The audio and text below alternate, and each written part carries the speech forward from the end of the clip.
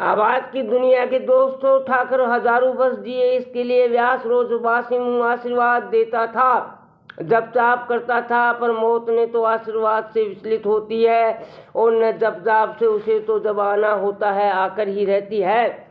न पहले चेतावनी देती है, न संकेत, और न बदनामी का सेरा अपने सर लेती है। उसे तो आने के लिए कोई बहाना चाहिए। खरबूजों में ठाकुर की जान बसती थी।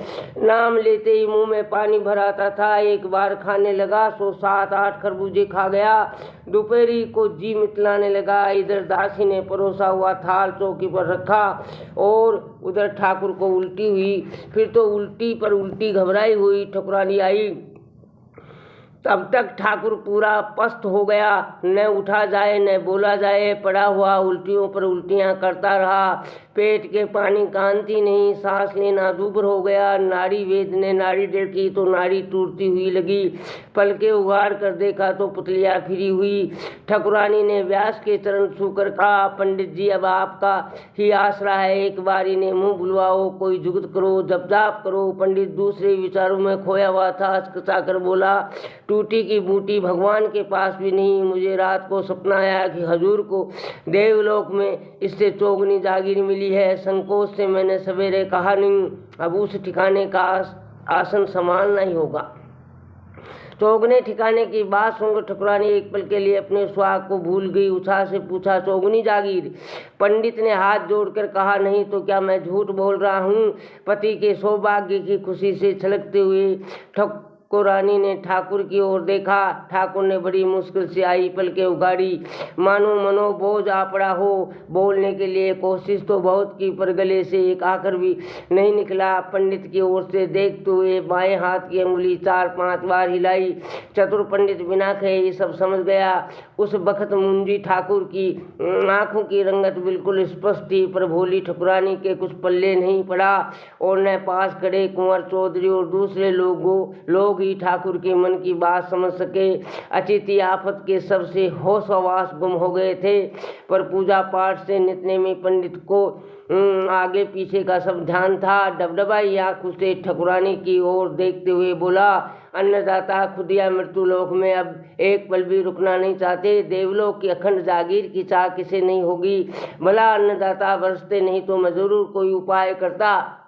अब तो जो दान पुण्य करें वह अपना है। ठाकुर ने एक बार फिर अंगुली हिलाने की चेष्टा की, पर अकारत हाथ नीचे गिर गया। मुंह खुला का खुला रह गया। आंखें फतरा गई। हंस पिंजरा छोड़कर उड़ गया। हरे हरे। पंडित ने जी कड़ा करके एक बार फिर निवेदन किया कि पुण्य बोलने से अन्नदाता देवलोक की बड़ी जागीर में इस तरह राज करेंगे। फिर ठकुरानी क्यों कोताही करती। 5 गायें, 50 बीघे का कुआ और पति के पहने हुए गहनों का दान बोला। सोने के कड़े, सांखलियाँ और गले के डोरे के लिए कुंवर और चौधरी को दुख तो बहुत हुआ, पर मन महसूस कर रह गए। लोक रीति को निभाना बहुत दूभर होता है।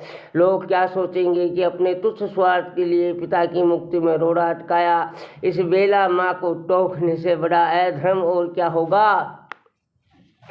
ठकुरानी के मुंह से दान का बोल सुनते ही पंडित बुक्का फाड़ कर विलाप करने लगा। फिर दूसरे क्यों पीछे रहते। गढ़ में कोहराम मच गया। रोने और छाती माथा कूटने के साथ साथ पंडित दान का महात्म भी गाता जाता था कि दया सो दान भजा सो राम। गुस्से को पीकर कुंवर और चौधरी को भी दान बोलना पड़ा। बाकी लोगों ने भी अपनी अपनी श्रद्धानुसार दान बोला। ठाकुर ने जीते जी जितना निहाल नहीं किया उससे 1000 गुना ज़्यादा एक घड़ी में हथिया लिया। मौत के तो ठाठ ही न्यारे। पंडित की सुरसरी छोड़ने से ठकुरानी ने बैंकुटी का हट किया तो ठाकुर की हैसियत माफिक ठाठ से बैंकुटी निकली।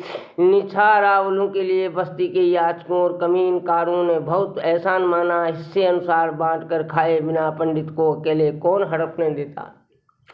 बैकुंठी के कायदे से चंदन की लकड़ियां और घी नारियल से ठाकुर का दाह संस्कार हुआ। तब तक पंडित के आंसू नहीं सूखे। लोग दिखावे के लिए हंसना मुश्किल है पर रोना आसान है। झूठ मूठ के रोने से बड़ा कोई हुनर नहीं। पंडित की देखा देख कुंवर और चौधरी को भी लोक रीति की मर्यादा के लिए जबरन रोना पड़ा।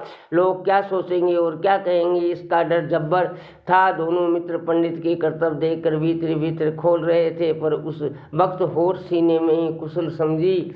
सब्सक्राइब फ्री है मित्रों।